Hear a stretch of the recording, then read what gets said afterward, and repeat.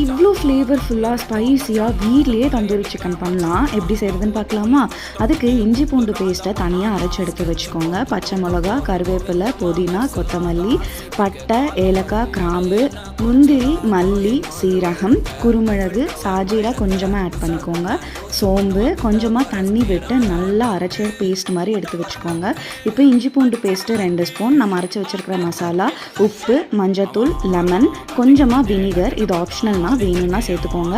Chicken masala பொடி, அரிசி மாவு, சோள மாவு, இதை நல்லா கலந்து விட்டுக்கோங்க. சிக்கனை மஞ்சள் போட்டு கழுவி எடுத்துகிட்டு வந்திருக்கேன். இந்த மேரினேட் பண்ணுறதுக்காக நல்லா தடவி ஒரு 20லேருந்து 30 நிமிஷம் ஃப்ரிட்ஜில் வைக்கணும். அப்போ தான் ரொம்ப நல்லா வரும். நான் இன்றைக்கி ஏர் ஃப்ரையரில் தான் குக் பண்ண போகிறேன். 20 நிமிஷம் அட் 190 டிகிரி செல்சியஸில்.